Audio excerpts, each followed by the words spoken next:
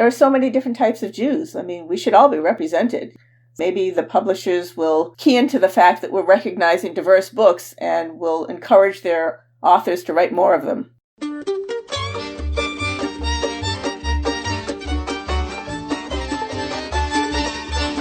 This is The Book of Life, a show about Jewish kidlit mostly.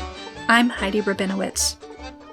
It's January 2023, and it's time to share the exciting news about this year's Sidney Taylor Book Award winners.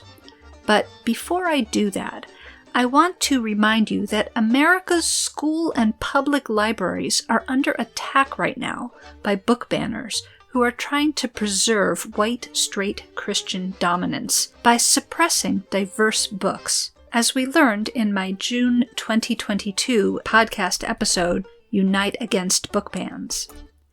This makes it all the more important that we celebrate Jewish books, especially this year's award winners that showcase the beautiful diversity of our community, including Jews of color, queer Jews, and Jews from a wide variety of backgrounds and observance practices. Please read these books, request them from your library, buy them if you can, talk about them with your friends and on social media, and use the hashtag #JewishBooksAreDiverseBooks.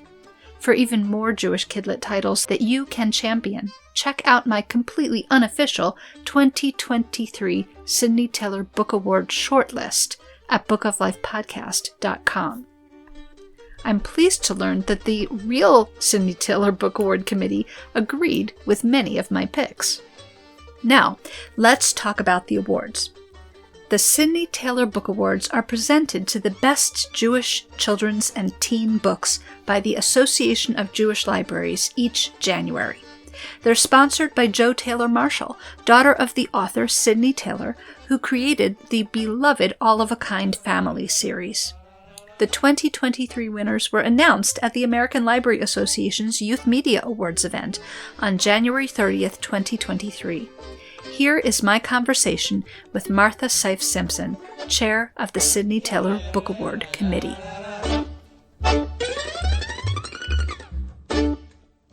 Martha Simpson, welcome to the Book of Life. I'm so glad to be here. Thank you for inviting me, Heidi.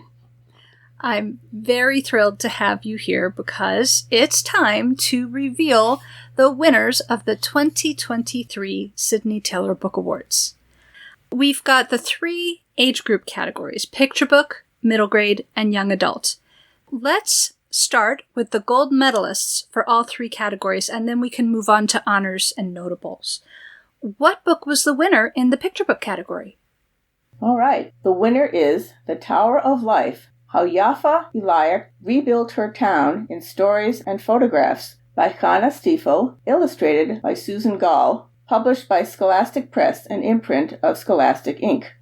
So the Tower of Life is sort of an interior tower, right? At the U.S. Holocaust Memorial Museum. Is that correct? Yes, it's at the United States Holocaust Museum in Washington, D.C. A few years ago, I actually visited the museum and saw the Tower of Life, and I remember being impressed. So when this book came out, I was thrilled to actually see a book about how all these pictures came to be in that building. What really impressed me about this book was it was a very positive and joyous and uplifting story, even though it was a Holocaust book, and that is so rare. It didn't focus so much on the tragedy as the joy of the lives of the villagers. Yafa memorialized all of her friends and family by finding photos and remembrances of them from survivors and from other family members who had immigrated before the Shoah. So she was able to sort of reconstruct the village from memory and show the life that was there rather than focus on the death. Yes. And it just seemed really empowering. I found it very interesting in the story that it was Yafa's grandmother who took a lot of those pictures, and people sent them off to relatives in other countries and other places. And that is how Yafa was able to find all these pictures again. She looked up all these people who had received these pictures over the years. So it really is a celebration of life, of the people that live there. Yeah, that's beautiful. Okay, let's move on. Tell us about the winner in the middle grade category. All right. The winner in the middle grade category is Aviva versus the Dybbuk by Mari Lowe, an Arthur A. Levine book published by Levine Querido. This was one of the books that we received this year that has Orthodox Jewish representation, so that was very nice to see. I thought Aviva was such an interesting character because she's the only one that can see this mischievous Dybbuk that's running crazy in the mikveh. But she's also dealing with a lot of things. Her father's death, her mother's reclusiveness, she's lost her best friend, and then there's acts of anti-Semitism going on in the area as well. The climax of the book took me by surprise. It was so powerful and unexpected, so I think Mari has done a wonderful job of storytelling. Yeah, this was interesting because it reminded me a lot of one of the books that got an honor last year, The Last Words We Said by Leah Shire. Mm-hmm. Both of these are books that have Orthodox representation, but they come from secular publishers. And they both had people dealing with the death of a loved one. Right. Kind of unreliable narrators, sort of supernatural goings-on. So it was interesting, those parallels. But at the same time, these are two extremely unique stories that stand completely on their own. It's just interesting that those themes were coming out in both of those stories. Yes, it is a very interesting comparison. Tell us about the winner in the young adult category. In the young adult category, the winner is When the Angels Left the Old Country by Sasha Lamb, an Arthur A. Levine book published by Levine Querido. So last year, the young adult winner was also a historical fantasy with queer representation, and the two books are completely different. So last year it was The City Beautiful by Aidan Polydoros. Right. That was the winner in the young adult category. So the idea of an angel and a demon as Talmud study partners intrigued me right away. They have this adventure traveling to America, which is completely different from any other immigrant story you will ever read about. The book has humor and drama, and it's full of Yiddishkeit. So what's not to like? I interviewed Sasha Lamb for the podcast just recently, so I definitely agree that this is a terrific book. Excellent. So there were 9 silver medalists, also known as Sidney Taylor Honor Books, and also 9 notable books selected by the committee across the 3 age categories. Let's go ahead and name those books, and if you want to tell me just briefly anything special about each of those titles. Go ahead with the silver medalists in the picture book category. Okay, one of the silver medalists for picture books is Big Dreams, Small Fish, written and illustrated by the late Paula Cohen of blessed memory, an Arthur A. Levine book published by Levine Querido. I thought this book was a lot of fun. Shirley is a girl with a plan, and she makes it work. Paula was truly a talented storyteller and artist. I'm so glad we were able to honor her. Interestingly, that's the 3rd book in a row that you named Levine Querido as the publisher, so they're doing terrific this year. Yeah, I think they'll be very happy when we give them the call. Yeah, and I've been impressed with their work. They only were established just a few years ago, and everything they do is just top quality. It's really impressive. Yes. Okay, what is the next silver medalist for picture books? The Very Best Sukkah, a story from Uganda by Shoshana Nambi, illustrated by Moran Yogev, published by Kalaniot Books, an imprint of Endless Mountains Publishing Company. Now, I don't think we've ever seen a book about the Abba Yudaya Jews from Uganda, so it's wonderful to see how Jewish people in a different country celebrate. Their traditions are similar to American traditions, but they're also so unique to their own culture. And the art just matches perfectly.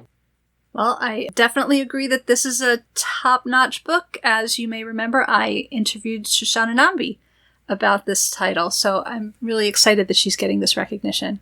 Another honor book in picture book category is Sitting Shiva by Erin Silver, illustrated by Michelle Thomas, published by Orca Book Publishers. Now, this book deals with the act of mourning the death of a parent in a very sensitive, calming way. Yes, this was a beautiful book. It got me choked up. Obviously a book like this is going to get you choked up. Yes. But I thought that it really portrayed the ups and downs that you would experience during the mourning period, that, you have the moments of connection with the relatives who are coming to comfort you, as well as feeling racked by grief. All of that is portrayed very realistically and beautifully here. Right. There's a roller coaster of emotions, but it's done with very few words. The illustrations really do a lot of the work in this book. I also thought it was interesting that this was published by Orca, and last year we had a notable middle grade book also published by Orca, which took place in the funeral home, Sorry for Your Loss by Joanne Levy. Yes, that's interesting. I had not made that connection. Right, and Orca is a Canadian publisher, so good for them, yes. Yes, the author and illustrator for this book are also Canadian. Okay, great. Give us more silver. What else won an honor? Okay, we are now up to the middle grade honors. We have Honey and Me by Mira Drazen, published by Scholastic Press, an imprint of Scholastic Inc. So this is another middle grade novel that is centered in an Orthodox community.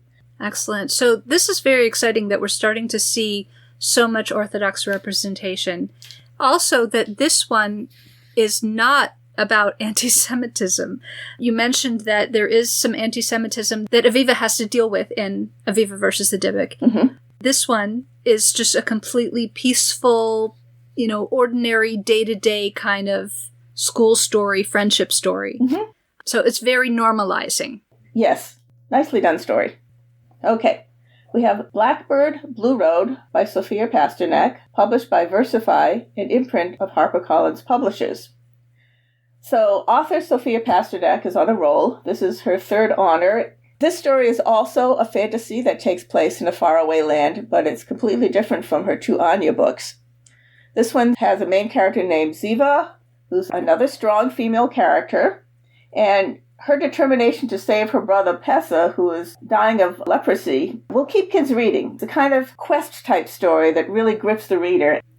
I interviewed Sophia Pasternak on the podcast back when she came out with her first book, Anya and the Dragon, Mm-hmm. and she has definitely been on a roll, and this book has been getting a lot of buzz. Yes, it has. I've noticed that. Okay, what else? Ellen Outside the Lines by A.J. Sass, published by Little Brown and Company, a division of Hachette Book Group, Inc. Ellen is a very unique character. She's probably one of the most unique characters we've had. Ellen is a neurodiverse character. She's smart and she's fun. You really want this girl to succeed. Later on in the book, she does decide to assume they-them pronouns. So she is learning more about herself while becoming independent. And I also loved her relationship with her father. They speak Hebrew back and forth naturally just as easily as they speak English. Her father is an Israeli immigrant. Her mother is a cantor. Right. This was a very unusual story.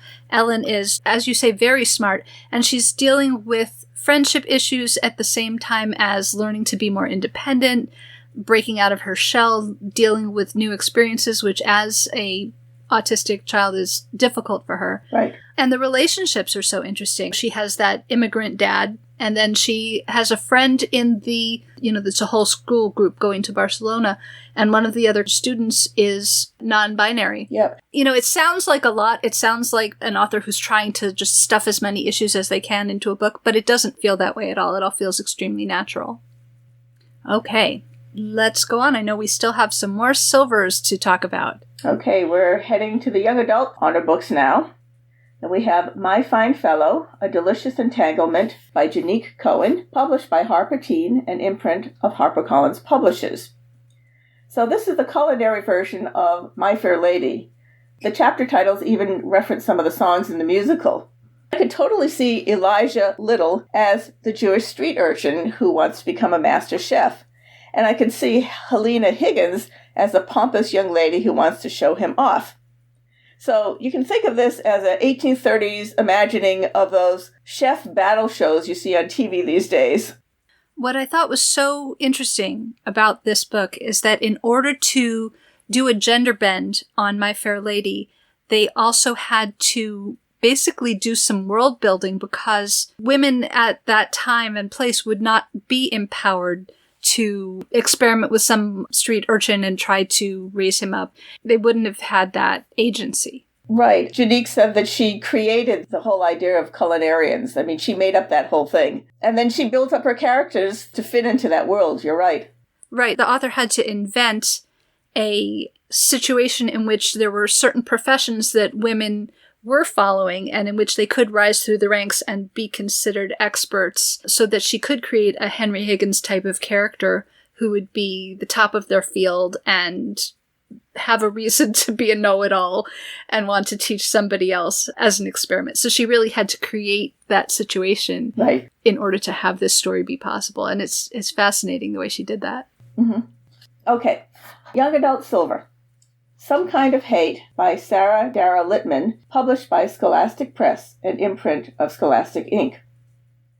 So anti-Semitism is not an easy topic to write about, but Sarah does an amazing job of actually getting inside the head of a depressed high school boy who gets radicalized little by little, starting out with video games.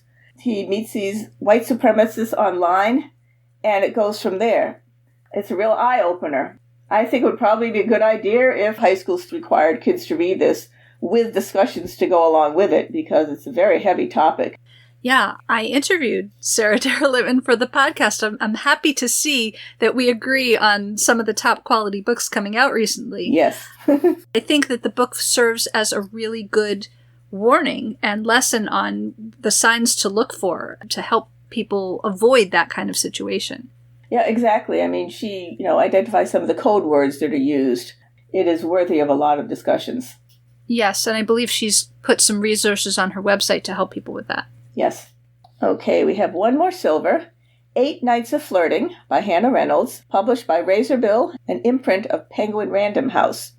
Now, it was so much fun to return to the Nantucket setting of Hannah's last book, The Summer of Lost Letters, which was also a Sidney Taylor Auto book. So we're back with the Barbanel family, this huge extended family in one big house, spending Hanukkah together. But this time it's Shira who is the main character, and she is the one who has a little romance. It was really fun to read a Hanukkah rom-com. There have been so many Christmas ones, and we're just starting to see Hanukkah rom-coms develop as a genre. I really enjoyed this book. Yes. Okay, so that's all of our silver medalists, right? But we've still got some notable books to talk about. Let's go back to the picture books and find out what books got notable status.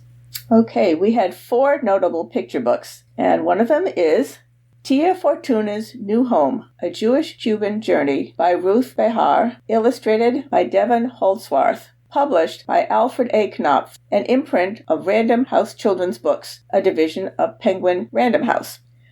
This is a sweet story of an older woman who had emigrated from Cuba to the United States, and now she's moving again, and this time into a home for seniors. And the pictures show Sephardic representation. It's one of my favorite illustrated books of the year because the pictures are so beautiful.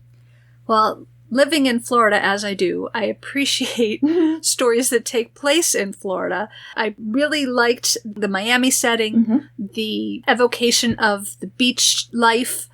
But as you say, I especially liked seeing that Sephardic representation.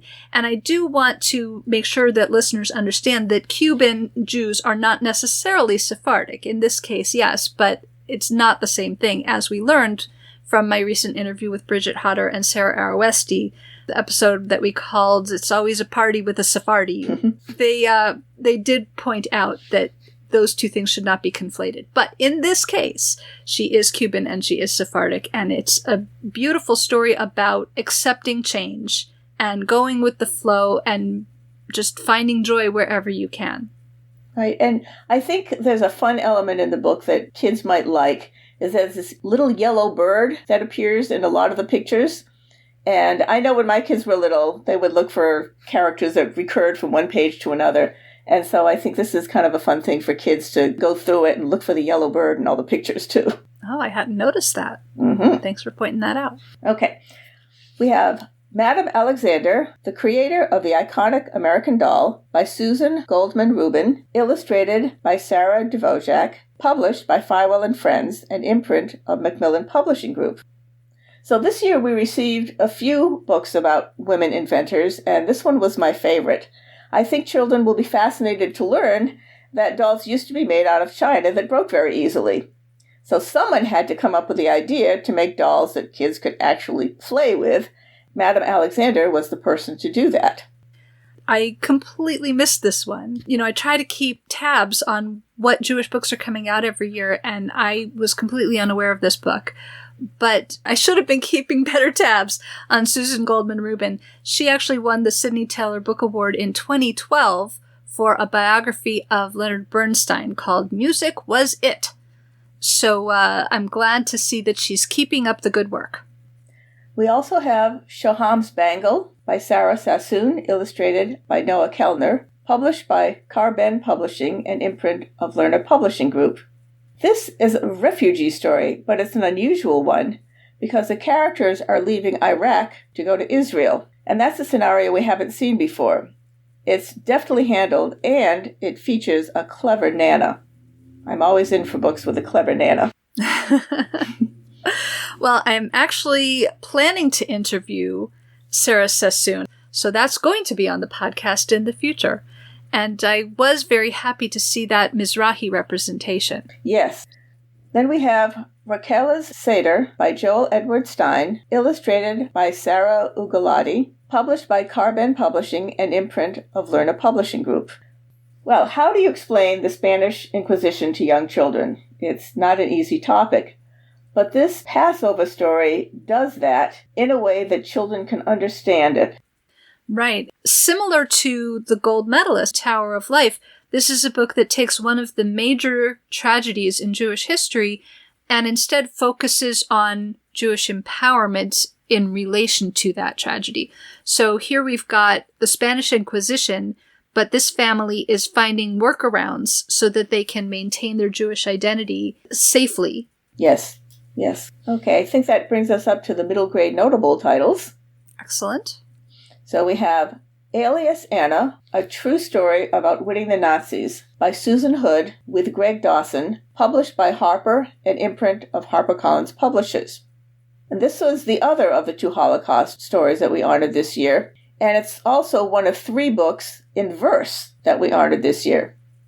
Susan used several types of poetry to bring life to the true story of 2 Jewish girls growing up in Germany who were musical prodigies, and they survived the Holocaust by assuming new names, different identities, and they actually performed for the Nazis. And excerpts from Greg's books about his mother are also included in the story. His mother actually was Jana, the older sister. There were prose pieces interspersed with the poetry from the books that Greg wrote after he researched about his mother.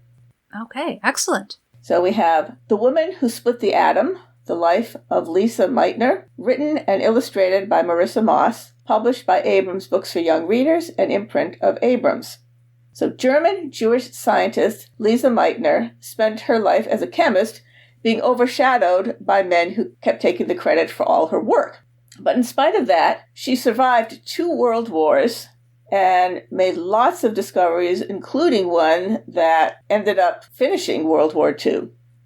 It's wonderful to see Lisa Meitner finally getting the recognition she deserves. And Marissa Moss started each chapter with clever artwork that helps explain some of the difficult scientific concepts.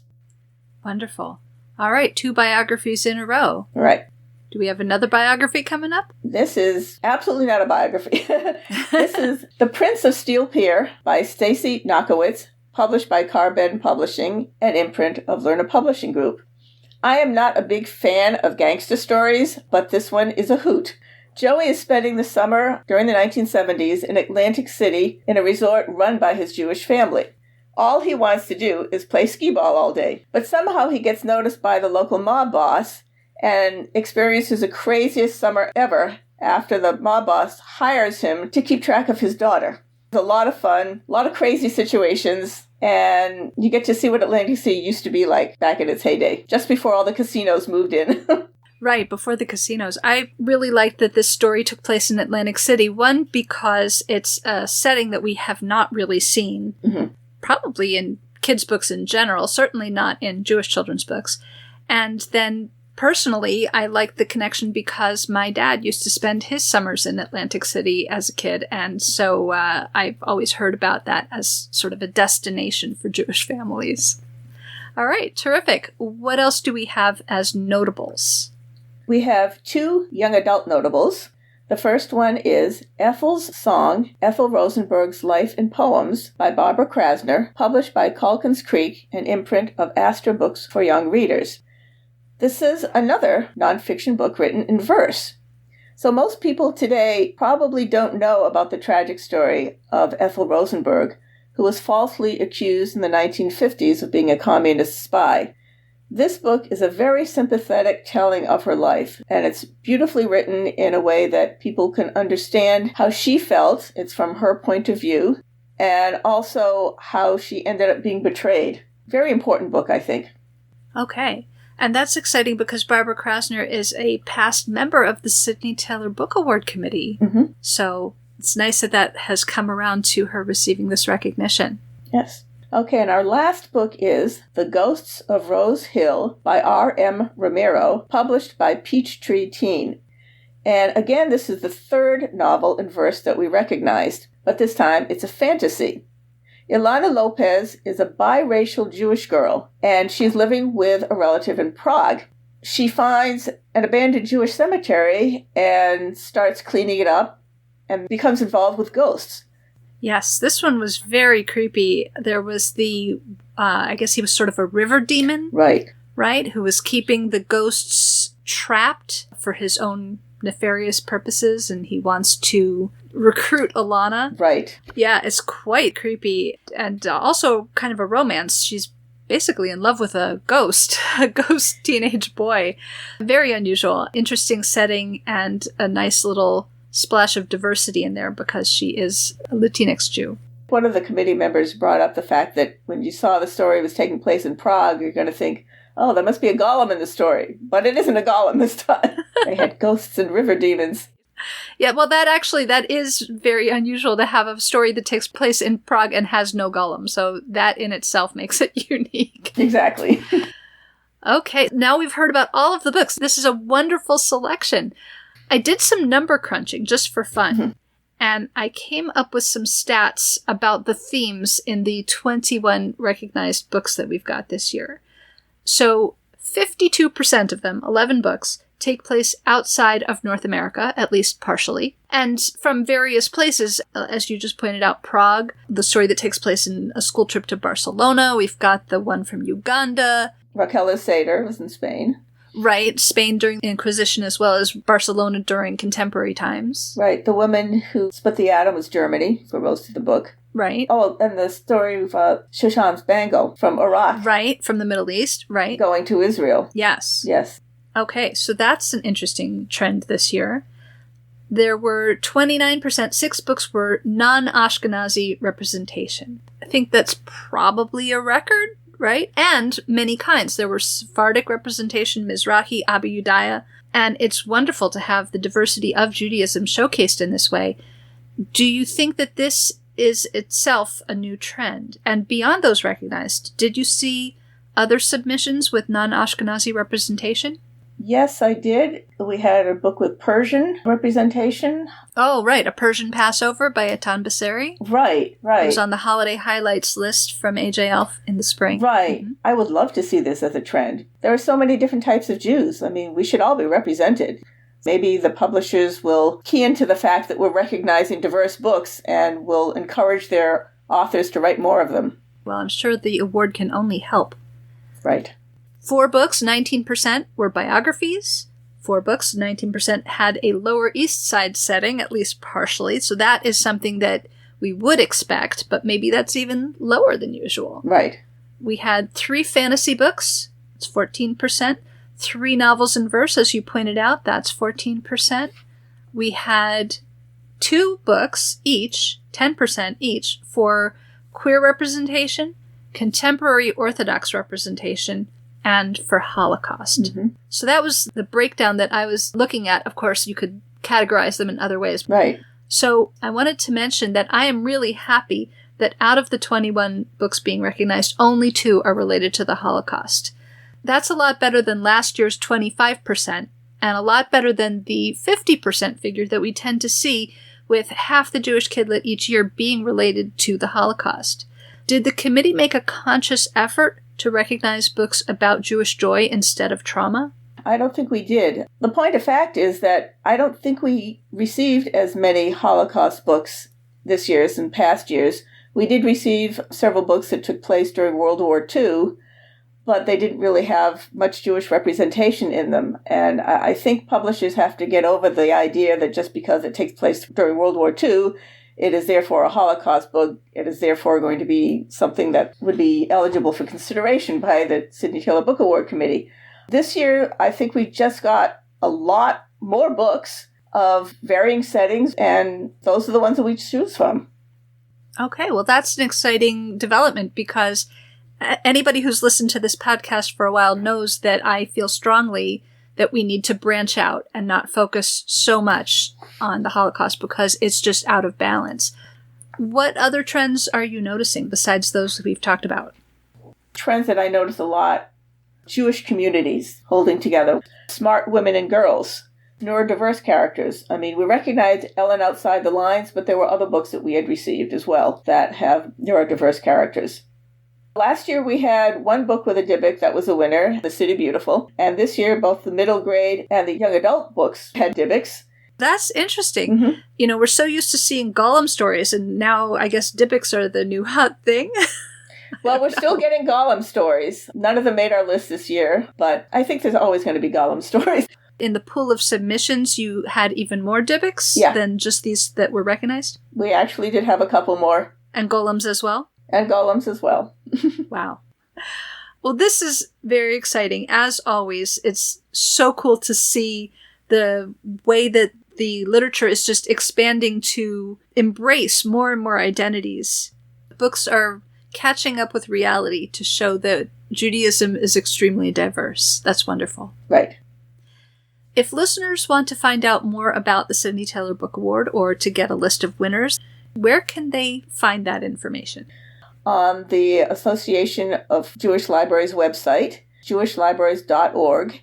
And you can also look them up directly by going to sydneytaylorBookAwards.org.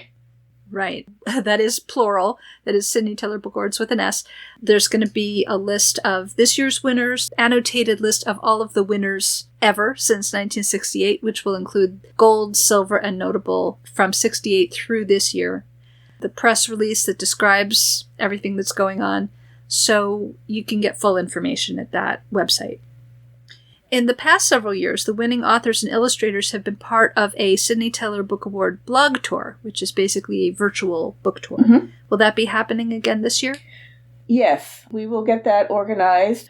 That will be happening the second week of February, and we will get that information to you so you can post it everywhere so people will know about it. I will be happy to do that. So, it's Tikkun Olam time. What action would you like to call listeners to take to help heal the world? Well, as you know, Heidi, censorship and book bans have been on the rise, and last year was especially bad. There are some very vocal groups that are trying to dictate what should and should not be in school and public libraries. Books with queer representation and anti-racist themes have been especially targeted. And even if books aren't officially banned by local or state governments, many school administrators have removed these titles because they don't want to have to face the book banners. So for Tikkun Olam, I'm asking people to support the authors of these books that show up on censorship lists. So read the books, check them out of your library, buy them if you can. And there are two excellent resources that work to combat book bans. The National Coalition Against Censorship, their website is ncac.org, and another is Unite Against Book Bans, and their website is uniteagainstbookbans.org. And you can look them both up. You can find lots of toolkits with tips for discussing these books and for advocating for banned books. So I hope people will take that action. Thank you. That's an excellent recommendation. And I do want to remind listeners that I interviewed Deborah Caldwell Stone from the American Library Association Office of Intellectual Freedom. She was telling us all about the Unite Against Book Bans campaign. So go back and take a listen to that podcast episode as well. Martha, is there anything else that you would like to talk about that I haven't thought to ask you? Yes, I would like to recognize the members of the 2023 Sidney Taylor Book Award Committee. And they are Deborah S. Gold from Cuyahoga County Library, Cleveland, Ohio, retired. Carla Kozak, San Francisco Public Library, retired. Aviva Rosenberg, Ridgefield Free Public Library, Ridgefield, New Jersey, and she will be the incoming chair for the Sidney Taylor Book Award Committee. We also have Talia Sokol, Noble and Greenough School, Dedham, Massachusetts. Ariel Vishny, freelance writer, New York, New York. And Kay Weissman, booklist reviewer, Vancouver, British Columbia.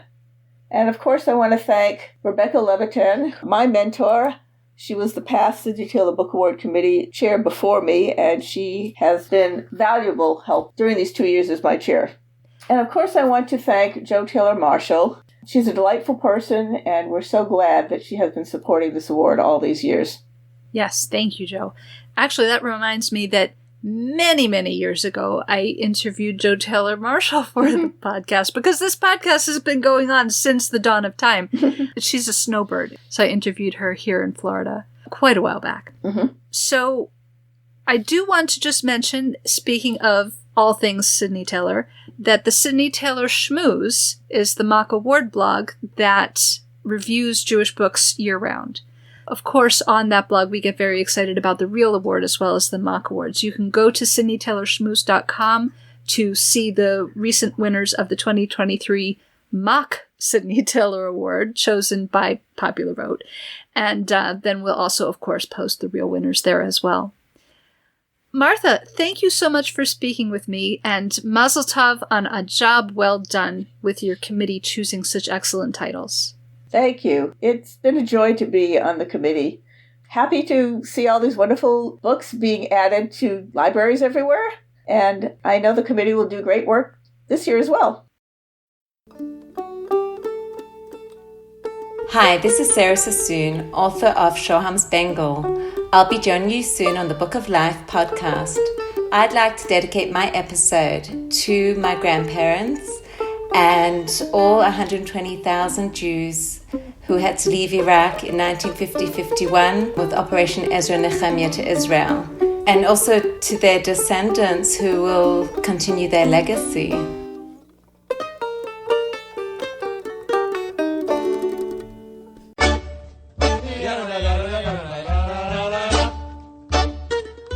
Say hi to Heidi at 561-206-2473 or bookoflifepodcast@gmail.com.